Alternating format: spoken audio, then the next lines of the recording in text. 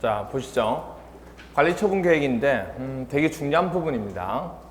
우리가 분양 계획이라고도 하는 부분인데 이게 내용인데 보죠. 하나씩.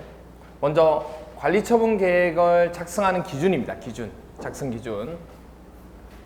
첫 번째가 이제 지나치게 좁거나 넓은 토지나 건축물은 적정 규모가 되도록 할 수 있다 없다.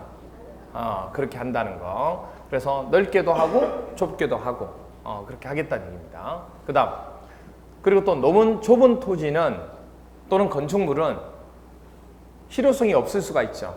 그러면 그걸 현금으로 뭐 할 수 있다? 청산할 수 있다. 그리고 또 하나 뭐냐면 정비구역 지정 후에 분할된 토지를 취득한 자가 있을 수 있다는 얘기예요. 그럼 그런 자한테도 뭐 할 수 있다? 현금으로 청산할 수 있다는 거. 그 다음 재해 또는 위생상 위해 방지가 필요한 경우가 있을 수 있죠. 그래서 위해 방지를 하기 위한 형태가 필요할 수 있어요. 그러면 공유 지분을 거기다가 덧붙여 가지고 위해나 그 다음에 재해에 대해서 방지할 수 있도록 하는 수가 있다는 얘기예요. 보시면 건축물의 일부와 그 건축물이 있는 대지의 공유 지분을 교부해서 우리가 지금 재해나 위생상의 위해 방지를 위해서 조치를 취할 수도 있다. 그 얘기입니다. 그렇죠? 그 다음 분양 설계 계획인데 분양 설계를 하는 계획은 언제 수립하면 되느냐 그 얘기입니다. 분양 신청 기간이 뭐 한 날 기준으로 수립하면 돼요? 당연하죠. 분양 신청 기간이 끝나야 분양 설계를 할 수 있는 거지. 분양 설계를 하는데 분양 신청 기간이 아직 안 끝났는데 어떻게 분양 계획을 하냐고. 그렇잖아요. 그래서 분양 설계 계획은 분양 신청 기간이 뭐 한 뒤에 만료하는 날을 기준으로 수립합니다. 아시겠죠? 끝날 때 그렇게 한다는 거. 이게 이제 작성 기준. 그 다음 이제 주택 공급인데 원칙은 한 세대 또는 한 명이 또 하나 이상의 주택이나 토지를 소유할 수가 있잖아요. 그렇게 할지라도 뭐만 하는 게 원칙이다. 1주택이 원칙이다. 아시겠죠? 그래서 한 사람이 또는 한 세대가 하나 이상의 주택이나 토지를 소유할 때는 1주택만 공급하는 게 원칙이라는 거. 물론 예외도 있겠지만 그 다음에 같은 세대가 아닌 2명 이상이 하나의 주택 또는 토지를 공유한 경우입니다. 공유한 경우. 그렇게 할지라도 1주택만 공급하는 게 원칙. 됐나요? 이게 원칙입니다. 그럼 이제 이게 원칙이고 당연히 뭐죠? 예외가 있겠죠. 그 예외를 보자는 얘기예요. 시험 문제 예외를 가지고 주로 많이 물어보니까 자 보세요. 가격 범위 또는 종전주택의 주거전용 면적의 범위에 들면 뭐까지 가능하냐면 2주택 공급이 가능하다는 얘기예요. 원래 1주택 공급은 되잖아요. 그런데 원래 내가 가지고 있는 주택이 인정할 수 있는 가격 범위가 되든지 주거전용 면적 범위일 때는 이 주택을 가지도록 해주겠다는 얘기예요. 그 얘기는 무슨 얘기냐면 원래 가지고 있는 하나의 주택이 가격이 높지 않고 주거전용 면적이 높지 않다는 얘기예요. 그 범위는 조금 이따 나오겠죠. 나오는데 자 보세요. 여기도 나옵니다. 관리처분 계획상 분양 대상자별 종전 토지 또는 건축물 명세 및 사업시행 계획 인가가 고시가 있은 날을 기준으로 한 가격의 범위 또는 종전주택의 주거전용 면적의 범위에서 그 범위라고 하는 것은 바로 2 중 1주택은 주거전용 면적이 얼마? 60제곱미터 이하입니다. 가격에 대해서는 시도에서 정하는 기준이 따로 있기 때문에 그건 이제 우리가 외울 필요까지는 없어요. 근데 주거전용 면적은 딱 정해져 있는 게 얼마다? 60. 그러니까 원래 내가 가지고 있는 게 60이면 60제곱미터 이하이면 하나의 주택이 더 공급이 가능하다는 얘기예요. 그럼 이거는 어떻게 보면 하나의 주택으로 치지 않고 주겠다는 얘기예요. 원래 1주택이 원칙이니까. 무슨 말이겠어요? 그럴 때는 2주택이 가능하다. 이렇게 됩니다. 그래서 그 경우가 2주택 공급이 되고 그 다음에 또 하나는 뭐냐면 3주택까지 가능한 경우입니다. 원칙은 1주택인데 3주택까지 어떻게 가능하냐? 바로 재건축 사업일 때. 재건축은 3주택까지만 공급하는 게 아니에요. 자기가 가지고 있는 주택 수만큼 다 공급해 줍니다. 그만큼 사적인 경향이 뭐죠? 되게 크기 때문에. 그럼 재건축 사업을 하고자 하는 이유도 바로 이런 이유 때문에 하는 거예요. 그럼 재건축 사업은 무조건 자기가 가지고 있는 주택 수만큼 뭐 하겠다? 다 주는 거예요. 다 주는 거예요. 그런데 그 예외 중에서도 또 예외가 뭐냐면 무슨 곳에 위치하고 있으면 과밀 억제권역에 위치한 재건축 사업일 때는 무슨 알겠어요? 과밀 억제권역이기 때문에 재건축 사업이라 할지라도 주택수가 많이 가지고 있더라도 최대 얼마까지만 3주택까지만 가능하다는 얘기예요. 내가 5개의 주택을 가지고 있다. 그래도 5개 못 가고 몇 개? 3개밖에 안 되겠네. 만약 과밀 억제권역이 아니면 얼마까지 가능해요? 5개까지 가능한 거예요. 5개 가지고 있으니까. 무사했어요? 근데 만약에 재건축 사업을 하는데 내가 주택이 두 개의 주택을 가지고 있어요. 근데 과밀 억제권역이에요. 그럼 몇 개까지 가능해요? 2개죠. 2개 가지고 있는데 2개 아니에요? 네. 하나 더 줘요? 뭐 5 플러스 1인가? 3개라고 해서 3개까지 줘요? 그거 아니잖아요. 됐나요? 그런데 이게 또 하나 또 있어요. 이 재건축 사업이 투기과열지구로 묶어진다는, 아니면 조정 대상 지역으로 묶어지는 경우가 있을 수 있죠. 이런 경우 있잖아요, 우리가. 너무 이게 투기가 과열돼 있다. 그러면 투기과열지구로 묶을 수가 있어요. 그럴 때는 뭐가 돼요? 제외됩니다. 제외된다는 얘기는 3주택까지도 공급이 안 된다는 얘기예요. 그러면 뭐 한다는 얘기예요? 하나만 된다. 원칙으로 따라가겠다는 얘기예요. 그러면 당연히 이거는 뭐가 돼요? 자기가 가지고 있는 부분에 개인재산에 사유권에 위배가 되는 거고 침해하는 거죠. 그렇죠? 그래서 이렇게 투기과열지기 때문에 국가에서 정하는 게 우선이기 때문에 이렇게 할 수밖에 없는 거예요. 그러면 당연히 뭐 할까요? 그러면 사업을 할까 안 할까요? 안 하죠. 누가 해요? 미치지 않고서야. 미치지 않고서야 누가 사업을 해요? 그러니까 사업이 잠정 보류된다 이렇게 나오는 거예요. 이렇게 지정이 되면. 무슨 말이세요? 그러니까 이제 그렇게 되면 원래 짓고자 하는 세대수가 안 나오죠. 안 나올 수밖에 없잖아요. 그러니까 수요가 안 되니까 그만큼 또 과열이 될 수밖에 없는, 이렇게 돼요. 그래서 이런 지역 부분에 대한 행태를 풀자 이런 얘기들이 나오는 거예요. 무슨 말 얘기가 돼요? 그러니까 이게 조이는 게 원칙이냐 아니면 풀어주면서 공급을 많이 하는 게 원칙이냐, 이게 참 애매해요. 이게 그 정책을 세우는 것 자체가 쉽지는 않아요, 진짜. 왜냐면 무조건 풀어준다고 해서 또 그게 되느냐, 또 그건 또 아닐 수도 있고. 그러니까 여러 가지 이게 참 복합적인 부분 중에 하나예요. 또 어떤 나라에서는 무조건 또 이거 안 해도 또 집값은 안 오는 경우도 있거든요. 뭐 하여튼 여러 가지 경우 수가 많기 때문에 좀 특수한 경우들이 많죠. 어쨌든 이렇게 됩니다.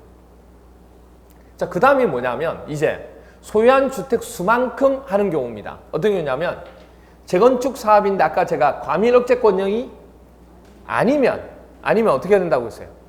소유한 주택 수만큼 공급이 되는 거예요. 또 하나가 바로 뭐냐면 또 하나가 여기서 그 대신에 이제 아까 똑같은 게 재건축 사업이 투기과열지구나 조정 대상 지역이면 당연히 이것도 제외되는 겁니다. 아시겠죠? 원칙으로 가는 거예요.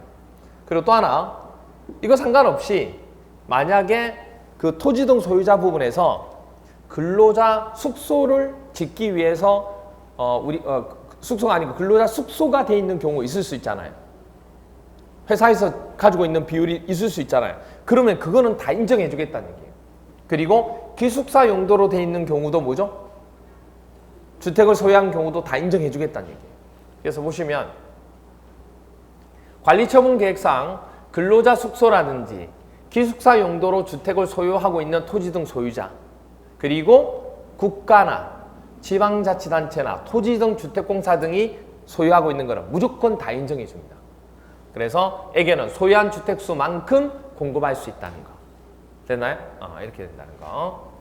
그래서 관리처분계획 첫 번째 부분 우리가 봤고, 두 번째 관리처분에 대한 방법입니다. 관리처분 방법.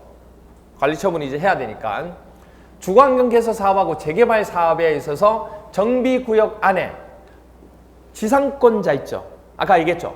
토지 등 소유자 중에서 누구는 건축물 소유자나 그 다음에 토지 소유자는 조합원으로서 분양을 인정해 주는데 지상권자에 대해서는 인정을 하지 않겠다는 얘기예요. 그래서 분양에 대해서 제외합니다. 이것만 조심하시면 돼요. 그런데 어차피 주거환경 개선 사업과 재개발 사업에서만 토지 등 소유자가 지상권이 있었기 때문에 이 얘기를 하는 거지, 누구일 때는 재건축은 이 얘기를 할 필요가 없죠. 왜? 지상권자를 아예 안 하니까. 토지 등 소유자로 보지도 않으니까. 무슨 말인지 이해가 돼요? 그래서 이 얘기한 거예요. 그래서 딱 그 정해져 있는 것만, 토지, 건물 있는 것만 인정해 주겠다, 분양으로. 지상권에 대해서는 있는 부분이 아니니까. 토지 등 소유자는 보지만은 그거에 대한 분양권 자체는 성립을 안 하겠다, 그 얘기입니다. 국가에서 정한 부분이에요, 이건. 옛날에 논란이 되게 많았던 부분 중에 하나예요, 이 부분도. 그 다음에 재건축 사업. 재건축 사업은 조합은 그러니까 이거에 대한 소송도 되게 많아요. 이게 그냥 소송이 아니고 뭐냐면, 이게 아까도 얘기했지만 토지 등 소유자 부분 얘기하면서 우리가 동의자수 산정할 때도 지상권자하고 토지 등 소유자가 있으면 뭐 한다고 그랬어요? 그걸 대표하는 1인만 한다고 그랬잖아요. 그렇죠? 근데 어차피 분양권에 대해서는 지상권자가 국가에서 안악으로 법으로 정해놨기 때문에 그에 대한 논란에서 제외가 되는 거예요. 근데 이제 여러 개 중에서 대표로 하는 걸 뭘로 대표로 하느냐, 그거 가지고 또 뭐 얘기하고 뭐 그런 것도 되게 많아요. 어쨌든 그건 이제 민법상의 얘기가 되니까 뭐 그건 거기서 하는 거고. 그럼 재건축 사업은 조합은 전원의 동의를 받아서 그 기준을 따라 정한. 이게 무슨 얘기냐면, 주거환경 개선 사업이든 재개발 사업이든 재건축 사업이든 관리 처분 기준이 있어요, 없어요? 그 기준에 따라서 분양 계획을 세워야 되죠. 그렇잖아요. 그런데 이 재건축 사업은요, 여기서부터 이제 사적인 부분의 영향이 되게 크다는 게 여기서 또 나오는데, 조합은이 뭐죠? 조합은 전원의 동의를 받잖아요. 그러면 그렇게 국가에서 정한 기준이 있었죠. 아까 관리처분 기준. 그 기준조차도 자기네들이 별도로 정할 수가 있다고. 무사해서요? 그 기준을 따로 정할 수 있다는 거. 이 시험 문제는 그 기준을 따로 정할 수 없다, 이렇게 나오겠죠, 당연히. 무사해서요? 정할 수 있다는 거. 그 다음에 조성된 대지라든지 건축물은 무엇에 따라서?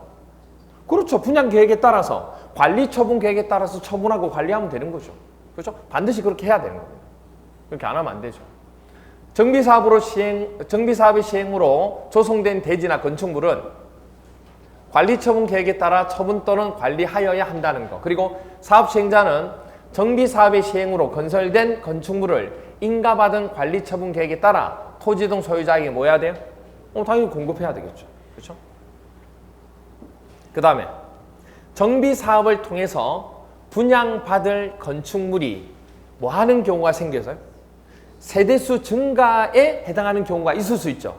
그러니까 세대수가 증가하는데, 보세요 여러분들, 세대수가 증가하는 부분을 딱 봤을 때, 야, 이거 분양권 많이 받으려고 이불로 뭐죠? 세대수를 증가하는 경우가 있을 수 있잖아요.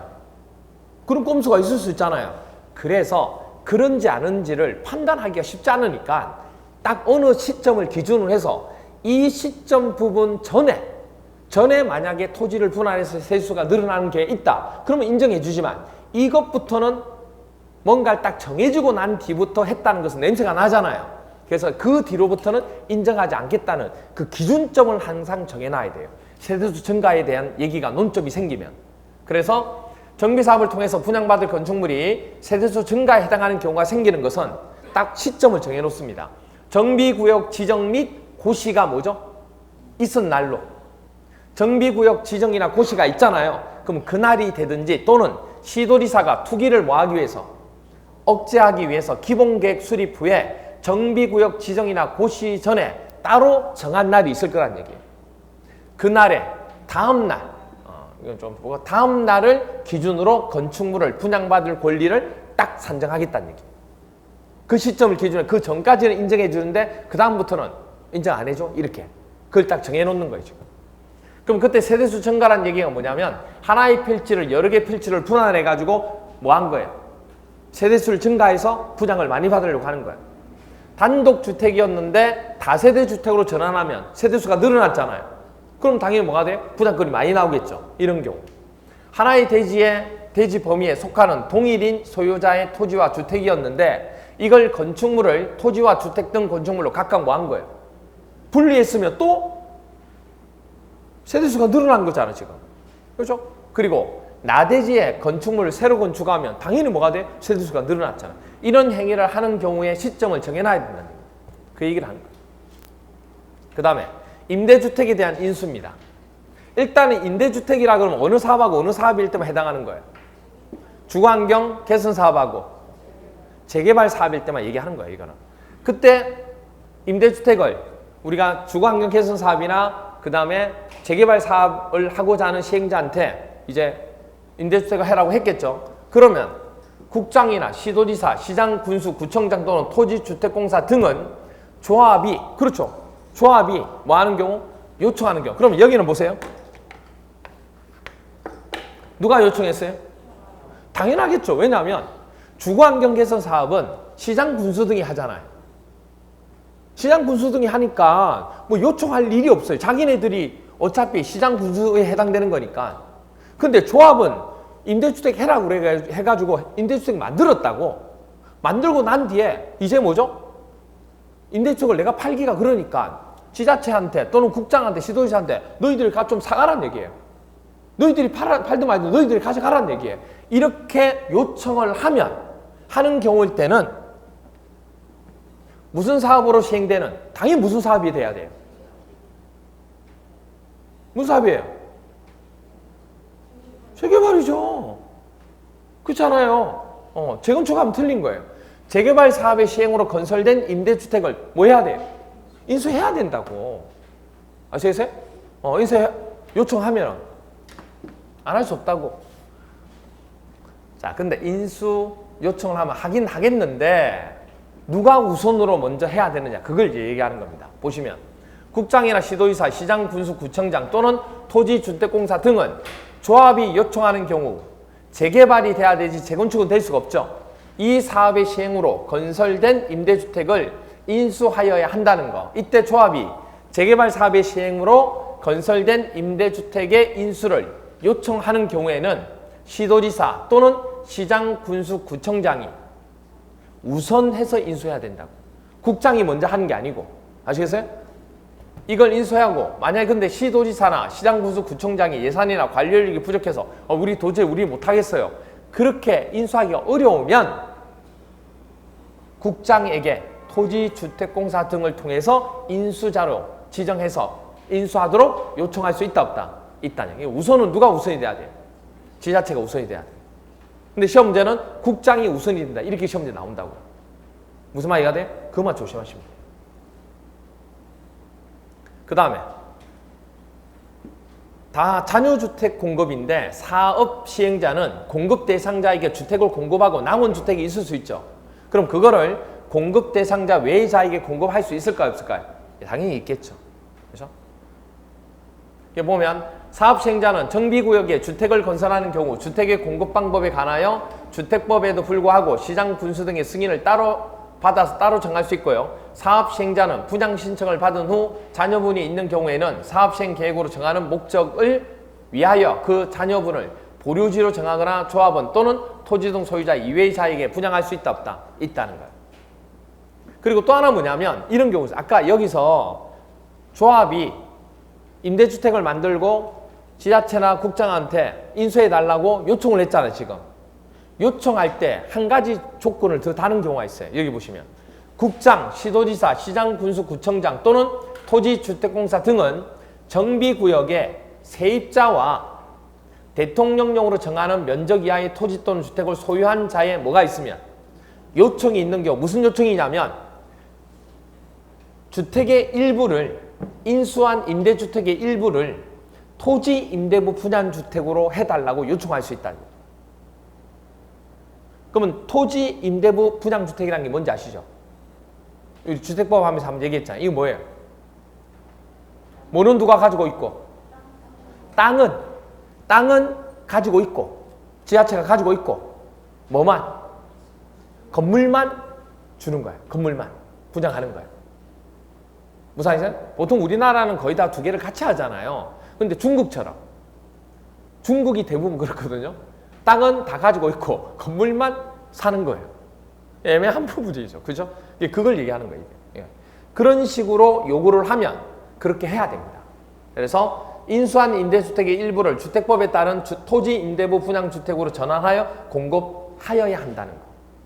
그래서 보시면 사업시행자는 정비사업의 시행으로 임대주택을 건설하는 경우 공급 대상자에게 주택을 공급하고 남은 주택을 공급 대상자 외의 자에게 공급할 수 있다는 거. 그때 국장 그리고 시도지사, 시장군수구청장 또는 토지주택공사 등은 정비구역에 세입자와 대통령 정하는 면적 이하의 토지 또는 주택을 소유한 자의 요청이 있는 경우에는 인수한 임대주택의 일부를 주택법에 따른 토지 임대부 분양주택으로 뭐 한다고요?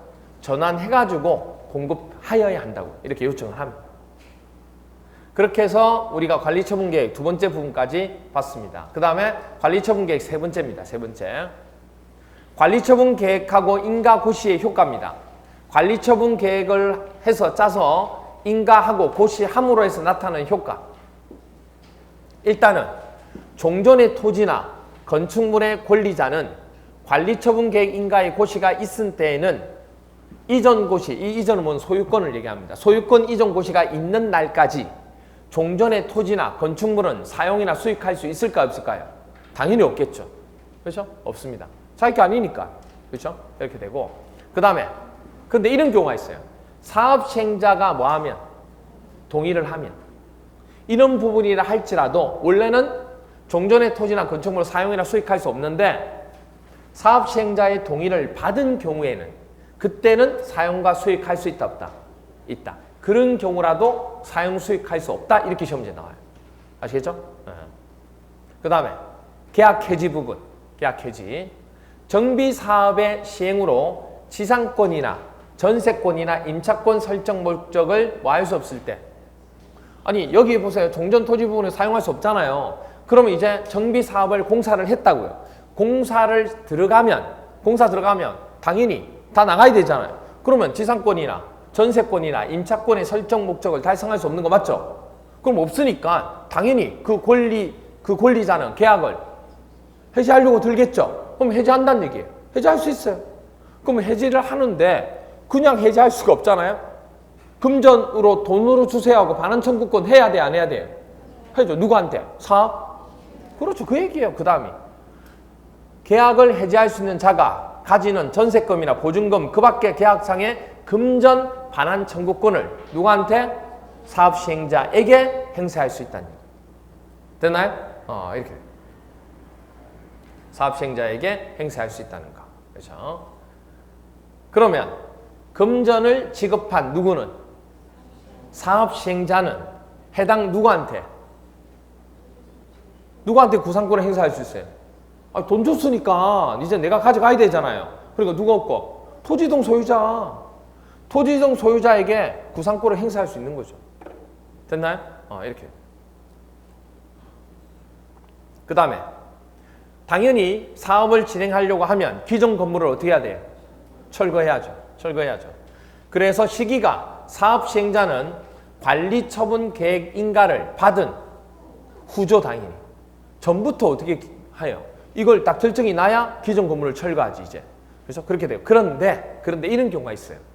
전이라도 할 수 있는 경우가 있어요. 어떤 경우냐면 이겁니다.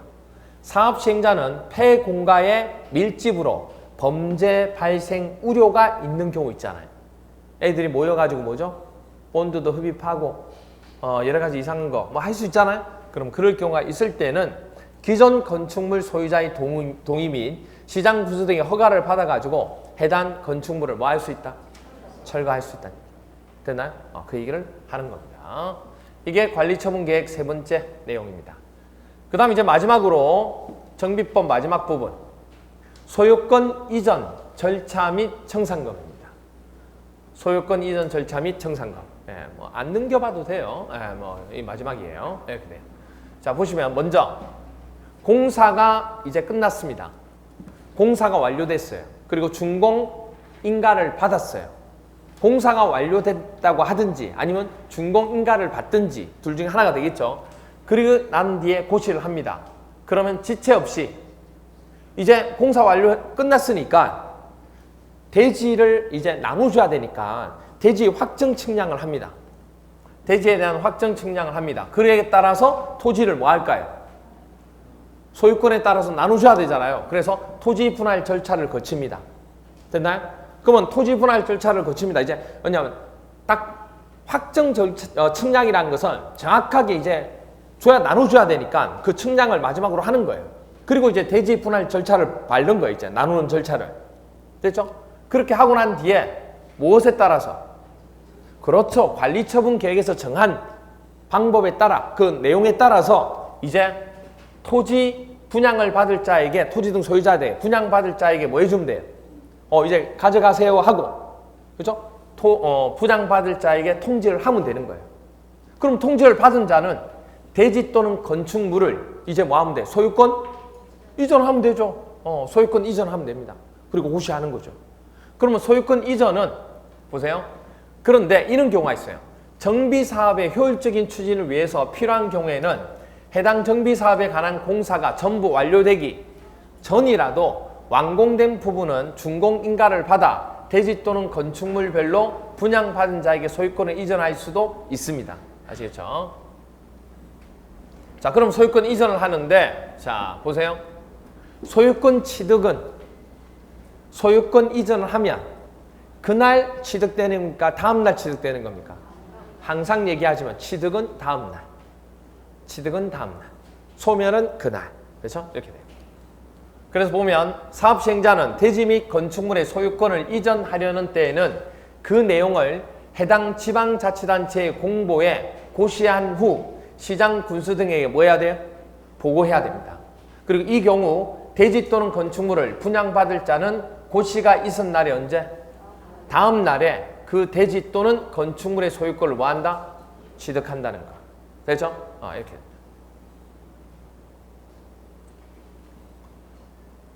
됐죠?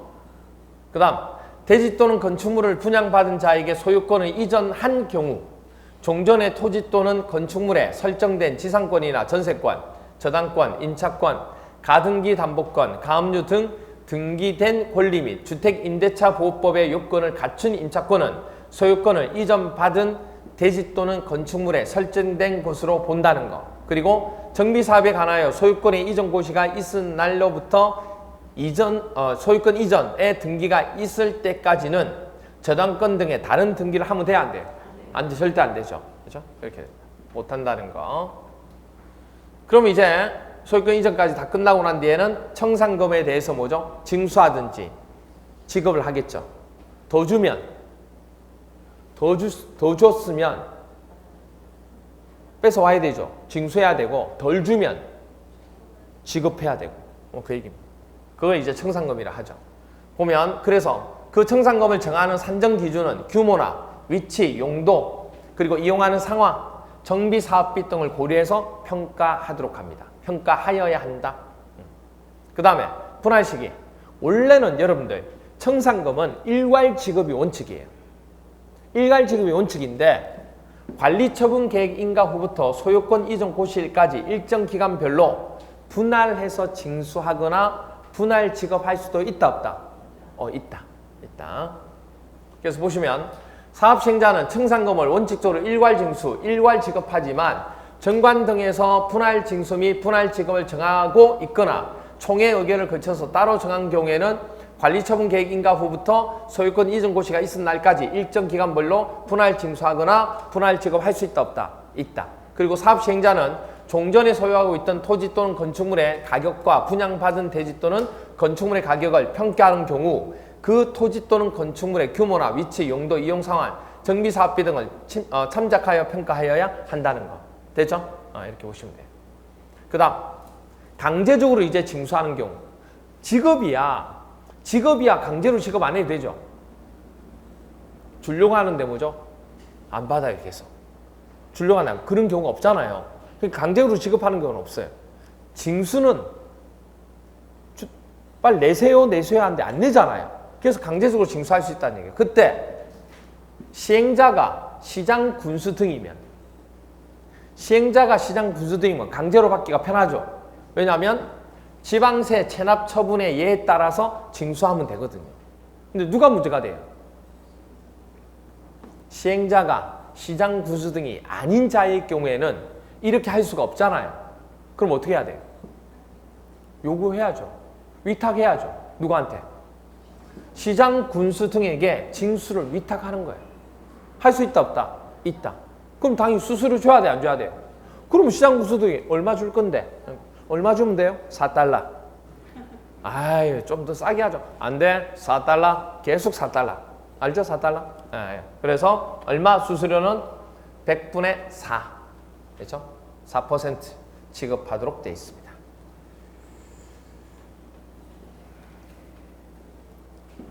됐죠? 이렇게 보시면 되고 그 다음에 그래서 시장 군수 등인 사업시행자는 청산금을 납부할 자가 이를 납부하지 아니하는 경우 지방세 체납 처분의 예에 따라 징수할 수 있으며 시장 군수 등이 아닌 사업시행자는 시장 군수 등에게 청산금의 부가금도 그렇고 인체료도 그렇고 징수 또는 부과를 위탁할 수 있다는 거. 이 경우 사업시행자는 징수한 금액이 얼마? 4%에 해당하는 즉 100분의 4에 해당하는 금액을 해당 시장 군수 등에게 교부해야 됩니다. 그렇죠? 그 다음에 소멸이가 쉬워 나왔네요. 청산금을 지급받을 권리 또는 이를 징수할 권리는 소유권 이전 고시일 언제? 다음 날부터 몇 년간? 그렇죠. 5년간. 5년간 이를 행사하지 아니하면 소멸된다는 거. 이렇게 됩니다. 그래서 정비구역에 있는 토지 또는 건축물의 저당권을 설정한 권리자는 사업시행자가 저당권이 설정된 토지 또는 건축물의 소유자에게 청산금을 지급하기 전에 압류 절차를 거쳐서 저당권을 행사할 수 있는 겁니다. 그렇죠? 지급하기 전에. 그래서 여기까지 하면 우리가 도시정비법에 관한 내용은 총 9가지로 정리가 되기 때문에 이 9가지만 정리하시면 됩니다. 됐나요? 이렇게만 하시면 돼요. 그래서 여기까지가 정비법이 된다는 거. 그래서 그 다음부터 나오는 거는 이제 건축법 부분이 됩니다. 건축법. 건축법. 그러면 조금 쉬었다가 건축법 부분 들어가도록 할게요.